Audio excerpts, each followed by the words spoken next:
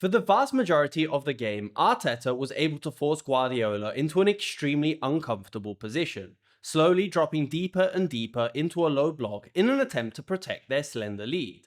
And it's a defensive shape that you very rarely see Guardiola having to adopt.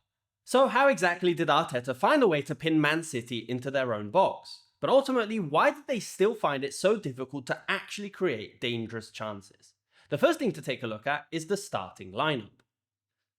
Welcome back to Football Meta. Pep Guardiola kept to the same 4-1-4-1 formation he's used in his previous 3 matches, while Arteta's 4-3-3 left a lot of Arsenal fans underwhelmed at what they saw. With once again the choice of a very defensive-minded midfield trio of Zubimendi, Rice and Merino. In order to keep up with Liverpool, Arsenal so desperately needed all 3 points in this game, and with no Odegaard in midfield, it felt like the perfect opportunity to start Eze in the number 10. But for not the first time this season, Arteta has gone for a much more cautious midfield. Nonetheless, the game plan became pretty clear right from the start, and Arsenal were going to force Man City into uncomfortable positions for the vast majority of the game. And it all starts with how Arsenal wanted to play out from the back. This season, we're seeing Declan Rice being used in a much deeper role, essentially acting as the double pivot during build-up alongside Zubimendi. With Raya in possession, the centre-backs would split wide and the left-back Calafiori would either move inside to form the box midfield or would hug the touchline with Trossard moving inside. While on the right, Madueke was always out wide and on the defensive line, ready to be played in behind, only moving inside in the final third if Timber joined the attack. Arsenal wanted to play through Man City as much as possible in this game, and they actually did really well in this area of the pitch. Guardiola, contrary to the vast majority of how teams defend in the modern game, doesn't adopt a man-marking system, and in this match only essentially had Reinders hovering between the 2 pivots and played with a 2-man disadvantage if you consider the goalkeeper, as Rodri was deeper in an attempt to help cover the 2 more advanced inside forwards. This made it pretty easy for Arsenal to find the 3rd man through the middle, and they could break away quickly or slowly move into a more advanced position. Once Arsenal were further up the pitch, then their 3-2-5 shape became much more evident to see, with a few positional rotations between Declan Rice, Calafiori and Trossard in these 3 positions, with Merino also often breaking the box to pick up the ball out wide if there was no space in the centre, but ultimately the structure always reverted back to this same shape. But there was a slight difference to other managers in how Arteta wanted to use this shape. One that made it much easier to build, but maybe sacrificed some creative output. But before we take a look at that, a quick word from today's sponsor, SoRare. SoRare is the ultimate fantasy football game, with over 300 officially licensed clubs and leagues. And playing is super simple and incredibly rewarding. First, you can recruit players you want by grabbing their cards on the marketplace and trading with other managers. These cards really belong to you and you can keep, use, trade or sell them with other managers. Then, once you're happy with your players, the next step is to create your favorite lineup. And twice a week, you can set up your team of 5 players for each game week.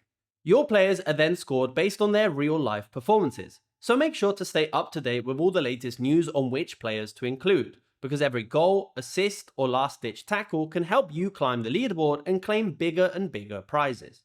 The final step is to win, or at least try. In each game week, you can join competitions tied to SoRare's major partners. That's your chance to unlock what only SoRare can offer: signed shirts, VIP tickets, and even unique experiences. You might even meet the GOAT of GOATs himself, Zinedine Zidane. I've partnered with SoRare and they're currently running an incredible promotion, and there's a €150 welcome offer exclusively for users who sign up using my link that you can find in the description and pinned comment down below. Thank you to SoRare for sponsoring this video. Now, Arsenal were able to move through the lines mostly down to the positioning of the 2 holding midfielders. This is because Rice and Zubimendi would often drop right next to the defenders to get on the ball, meaning in certain moments Arsenal could end up with 5 players behind the line of the ball. This meant Arsenal were pretty much split down the middle and Man City would slowly shuffle from side to side to stop any passes through the middle. But eventually this deep position would be the key for Arsenal, because as Man City slowly edged forward to close off these players, first with Foden and Haaland moving onto the defensive line, then Reinders and Rodri pushing forward as well, it then created massive gaps between the defense and attack that Arsenal exploited brilliantly. There are a lot of examples of Arsenal finding this line-breaking pass into either Calafiori, Marino, Trossard, or even these long switches into Madueke, who found himself in a 1v1 against O'Reilly on multiple occasions in the first half. However, here is where we start to see the issue with Arteta's setup.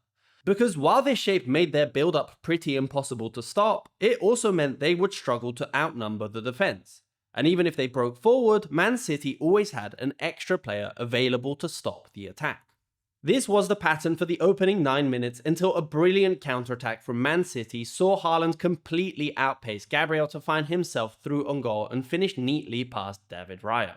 When Man City scored, Arsenal had an average of 77% possession. After Haaland's goal, Man City actually dominated possession for the next 10 minutes or so, and it felt as if the tie was heading their way.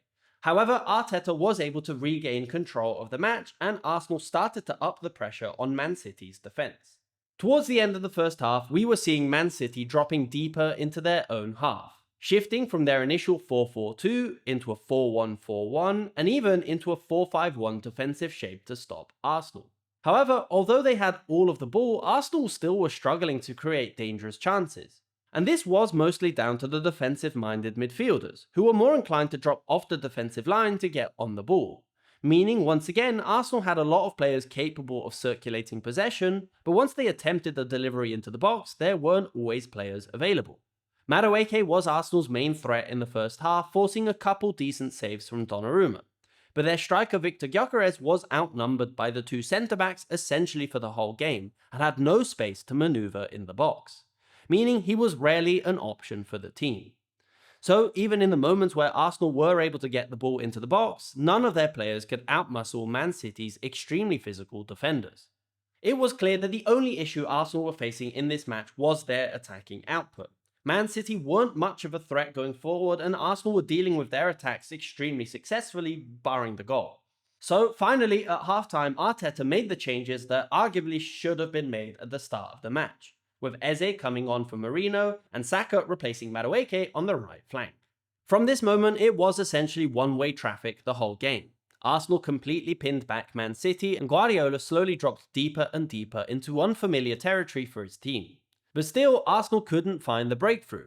The main patterns in possession for Arsenal were to circulate possession from flank to flank, and at times when going quickly from left to right, they were able to get Saka into dangerous positions, cutting back inside, but once again was met by a wall of blue players.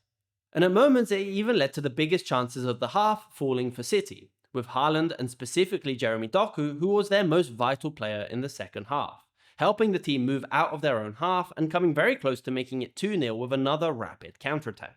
Guardiola made more defensive substitutions, bringing on Ake, Nico Gonzalez and John Stones, and their 4-5-1 then shifted to a 5-3-2, a 5-4-1 and finally even a 5-5 with no outlet up top, often with even 7 or 8 players all on the same defensive line.